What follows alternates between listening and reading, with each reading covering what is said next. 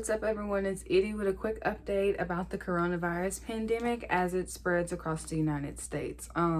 We are all tired of hearing about the coronavirus, but the fact remains the same that it's not going anywhere anytime soon.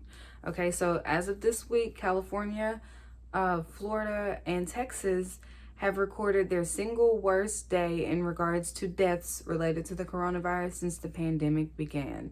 That's a pretty big milestone. It's a pretty grim milestone. Texas recorded 105 deaths on Thursday.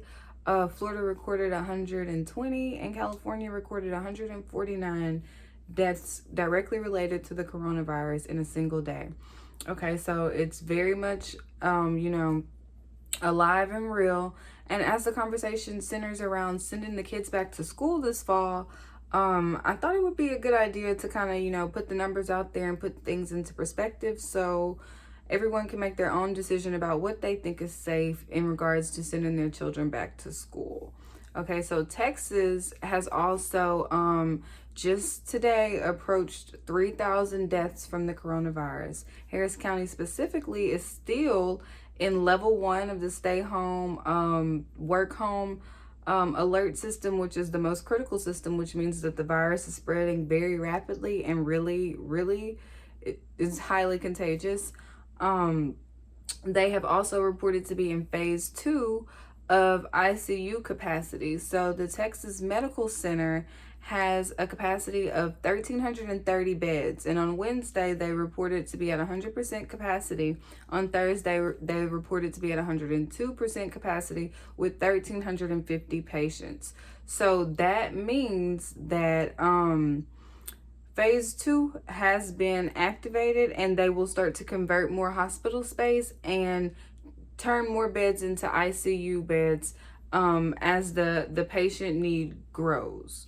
Okay, so not all of the patients in the ICU, though, are coronavirus patients. It's actually only 480 people are in the ICU for coronavirus complications, okay? Governor Greg Abbott, though, has ordered 100 hospitals around the state to suspend or push back elective surgeries in light of the surge of coronavirus cases. Okay, so it's a pretty big deal.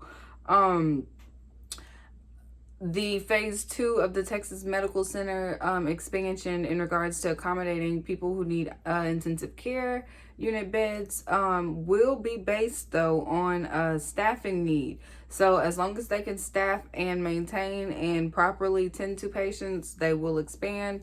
But the minute that they get overwhelmed, they will kind of, start to limit and downsize and regulate those beds and those needs according to their staffing. Right now in the state, there's talk of sending the children back to school in the fall and how to best go about doing so, and just how do people feel about it generally.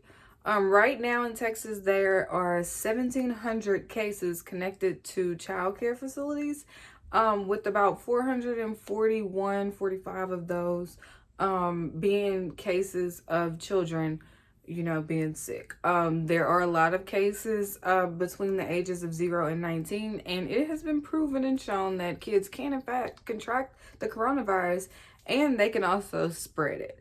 So the CDC rolled out, some guidelines, including social distancing, having the kids sit 6 feet apart, requiring them to wear at least cloth face coverings, increasing hand washing and sanitizing stations, and of course, maintaining social distancing between lunch and like recess and things of that sort, so that kids essentially would have none, but they would be back in the school setting.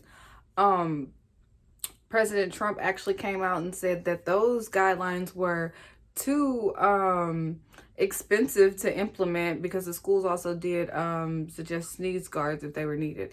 The guidelines were too expensive to implement and follow and too hard to maintain.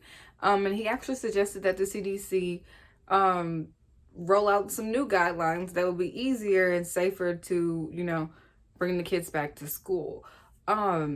At the moment, I know a lot of people are just kind of like on edge because, there's a strong sense of wanting to get back to normalcy. And then some people are just like, oh, this thing is just like a really strong, flu. But I don't want a flu for 9 days that I'm going to be in the bed, 9 to 12 days. And I know a lot of parents don't really want to deal with that when it comes to their child. Also, adding on just the fear of not knowing what actually this virus can do to your body. So it's a concern of many what they're going to decide that the kids have to do and what exactly parents are going to have to do to make sure that their child is safe and make sure that they can still work and provide a living for these kids. So if you feel like you don't want your children to go back to school, this is something to reach out to your local elected officials as well as your state level elected officials and voice your concerns and opinions. You can call, text, and email them. They have to take what you say. I don't know if they necessarily read it, but it has to be reviewed. So it's worth a shot. Send them an email, call them.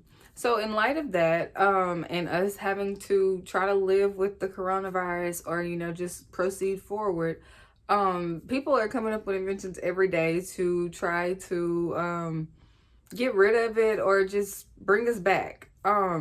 So the University of Houston, actually, they have invented a filter, an air filter, to kind of combat the virus's spread indoors as it's known to transmit through air conditioning and cooling systems. So while we venture out, it's actually not safer to sit in a bar or hang out like in the club than it would be to sit out at a patio at a restaurant because of the open air ventilation. So apparently if you're indoors and everyone's breathing the same air and it's going through the filtration system, it's just spreading germs.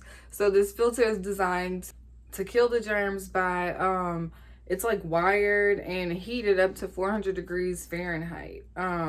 So it's hoped to be in production by August, and they're gonna try to pitch it to high traffic areas such as airports, schools, things of that sort that people will have to utilize, and then get a lower cost version on the market for people to put in their homes and restaurants and things like that.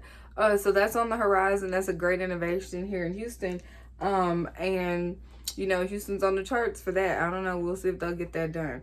But in the meantime, wear your mask. The coronavirus is very real. This is just what we're dealing with right now, and we'll just have to see how it goes.